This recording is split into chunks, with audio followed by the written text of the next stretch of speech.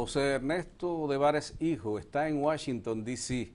Estamos buscando las trazas de droga, las trazas de los vuelos, las trazas de las embarcaciones que llegan desde Centro y Suramérica hacia nuestro territorio. José Ernesto, buenos días.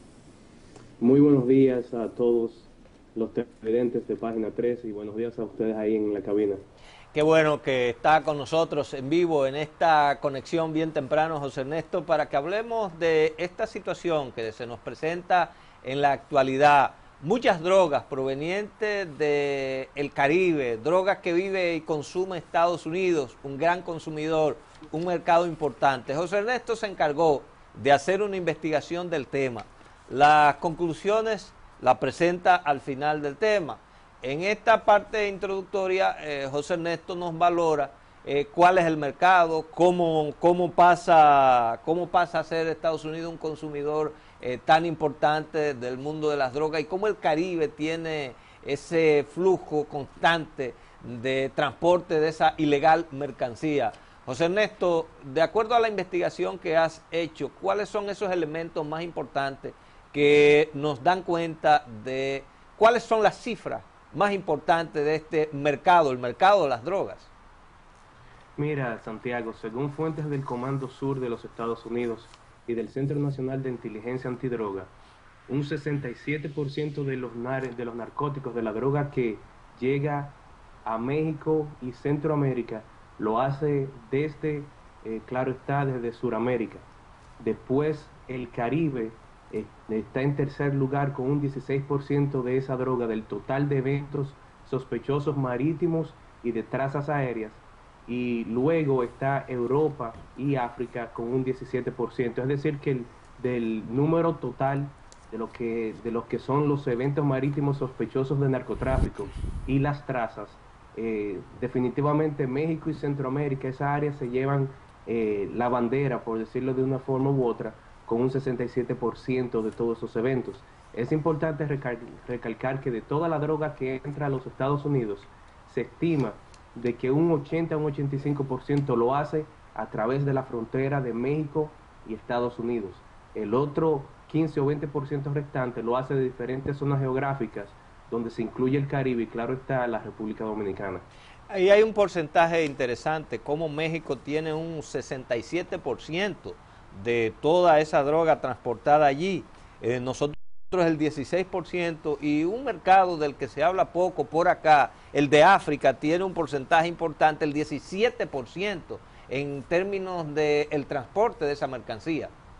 Así es, Santiago, es un mercado, ese mercado en Europa y África, teniendo eventos sospechosos directamente desde Sudamérica, que es algo que ha venido paulatinamente aumentando en los últimos 3 a 4 años. Para darte un poquito más de cifras, por ejemplo, en lo que es la actividad marítima sospechosa de narcotráfico en el año 2010, el área del Océano Atlántico, ya fuera el oeste del Mar Caribe y las otras aguas en el Océano Atlántico, experimentaron 412 eventos sospechosos de narcotráfico. Usualmente estos viajes se hicieron desde Colombia y Venezuela hasta Centroamérica y México, específicamente Panamá, Costa Rica, Nicaragua, Honduras. Pero en el área del Caribe, la República Dominicana fue el destino predilecto de estos eventos, que estaban en su mayoría partiendo desde la península de La Guajira en Colombia y el noroeste venezolano. Específicamente las áreas en República Dominicana que fueron destinos claves de estos eventos de narcotráfico marítimos fue desde la bahía de Ocoa, desde el mismo oeste de la bahía de Ocoa hasta La Romana, es decir, que tenemos Peravia, San Cristóbal, el Distrito Nacional, San Pedro de Macorís y La Romana como los destinos predilectos de estos eventos marítimos sospechosos de narcotráfico. Y es importante recalcar algo, de que estos datos no reflejan los furgones o los yates privados que trasiegan drogas. Estos son eventos marítimos que son considerados ilegales, que no se sabe su procedencia y que no se puede determinar el porqué de su movimiento pero definitivamente es una operación o un viaje sospechoso de narcotráfico. Vamos a pedirle al señor director, Raido, por favor, que nos haga un close-up del área específica del Caribe, desde donde salen las trazas hacia la isla, hacia nuestro país, para que aquilatemos, porque la vista continental que había de las trazas quizás no nos permiten a nosotros visualizar bien la situación, pero si hacemos un close-up, un poquito, un acercamiento a las trazas que se verifican por aquí, por la isla, sería mucho más interesante. Estamos viendo ahí unos 402 eventos. José Ernesto, las trazas aéreas, las actividades sospechosas de narcotráfico, ¿cómo ha ido ese evento? ¿Ha habido un aumento o una disminución en ese sentido? Mira, definitivamente ha habido una disminución en ese sentido hacia lo que es la Hispaniola. Es importante recalcar que en el año 2010 se realizaron unas 95 trazas desde Sudamérica hasta Centroamérica, principalmente hacia Honduras. Ese fue el destino predilecto. En el área del Caribe se registraron 43 trazas, todas partiendo desde las llanuras de Venezuela. Y el destino predilecto lo fue la Hispaniola, la isla de la Hispaniola. En ese sentido, tanto Haití, lo que es el centro y el sur haitiano, como el este dominicano, Higüey, La Romana, El Ceibo y Atomayor, fueron los destinos predilectos en la isla de la Hispaniola. Y verificando algunas cifras y algunos datos disponibles, es definitivo de que ha habido una disminución de estas trazas desde el año pasado a este año.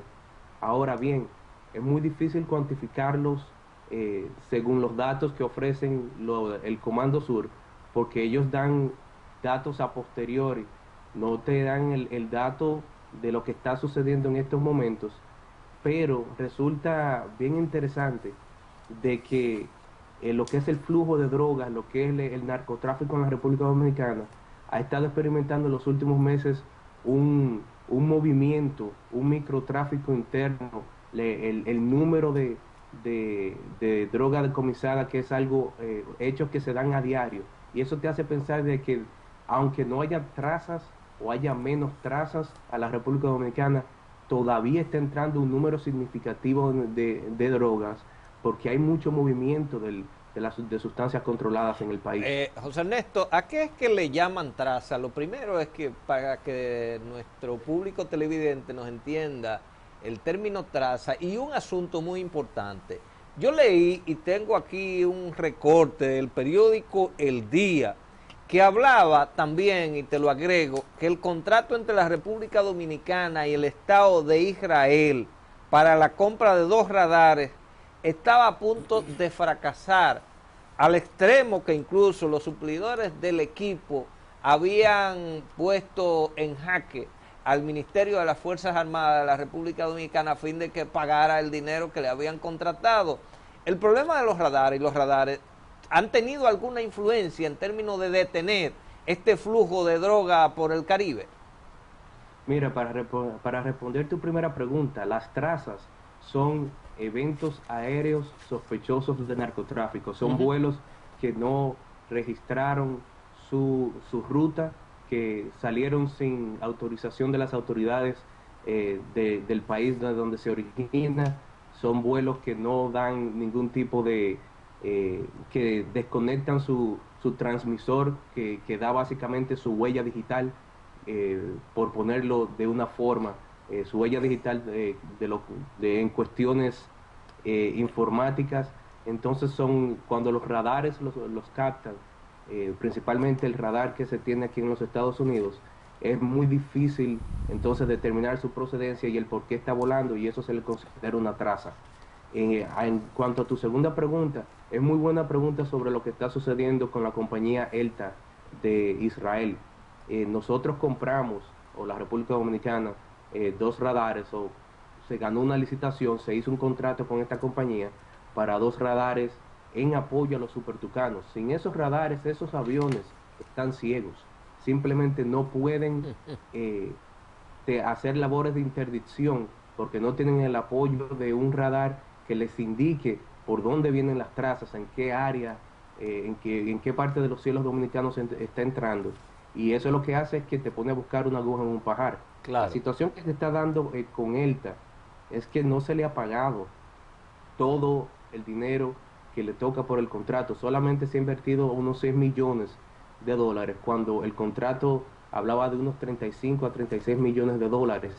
Y solamente hay un solo radar en este momento, que es un radar provisional que está instalado en San Isidro.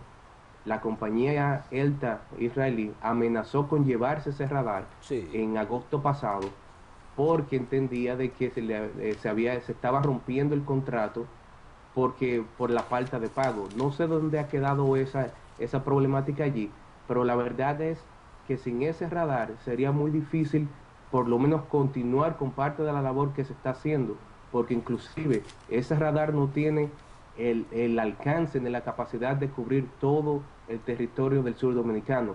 El alcance de ese radar son 80 kilómetros, y estos son datos obtenidos directamente desde la compañía israelí, cuando en la República Dominicana se nos vendió de que era el alcance de unos 161 kilómetros.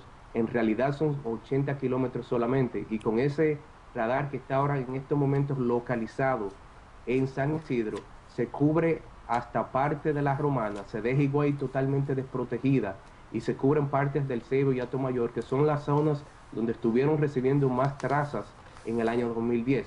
Pero nuestro sur profundo, a partir de Azua, lo que es Peravia, Azua, Barahona y Pedernales, están totalmente desprotegidos. Y si tú ves en las imágenes obtenidas, las trazas que están entrando en la Hispaniola al oeste lo están haciendo en territorio haitiano. Es decir, que la problemática ahí está en que cuando ellos tiran esa droga en Haití, es muy fácil para esos traficantes pasarla por la frontera, por la porosidad de la frontera dominico-haitiana. Ok, José Ernesto, en definitiva podemos decir, tú hablabas ahorita de una disminución en términos de las operaciones aéreas, de las embarcaciones. No hemos hablado del área marítima. El jefe de la Dirección Nacional de Control de Drogas dijo recientemente en Santiago, específicamente el viernes, que hay proyectos vía marítima para detener las trazas de las drogas y sus operaciones con destino a República Dominicana. ¿Qué tanto se sabe del área marina? Mira, el área marina es algo bien interesante y bien importante, porque en realidad no importa, y vuelvo y digo, no importa, y esto es algo marginal, porque sí es importante tener los radares, los equipos que te puedan facilitar la detección de entradas y de eventos ilegales. Ahora bien, si tú no tienes la capacidad, no tienes el personal y no tienes la infraestructura y logística para poder llevar a cabo cualquier operación antidroga, se te dificulta. Y te voy a poner un ejemplo, Santiago. No hace mucho tiempo, la Guardia Costera estaba en persecución de un bote que se sabía que llevaba, había información de inteligencia de que estaba cargado de cocaína. El bote entró a aguas territoriales dominicanas. La Guardia Costera le siguió dando seguimiento a eso, le dio persecución. Se contactó a la Marina de Guerra Dominicana para que una de sus lanchas pudiera salir a interceptar, ya que se encontraba en aguas dominicanas y se iba adentrando a las playas. Pues la respuesta que recibió la Guardia Costera era de que esa embarcación no podía salir, la dominicana, porque hacía falta combustible, no tenía combustible. José Ernesto, se nos acabó el tiempo. Finalmente vamos a tener que volver sobre el tema, claro, porque se nos acabó el tiempo, lamentablemente. Agradecemos toda la información vertida, yo creo que puede aclarar mucho sobre la situación, pero una curiosidad mía, ajá, una curiosidad al final, antes de irnos ya 30 segundos. José Ernesto, ¿qué hora es en Washington? No, en la misma hora, estamos 5:56 de la mañana. Gracias. Gracias por tu reporte. No hay problema. Buen día. Buen día.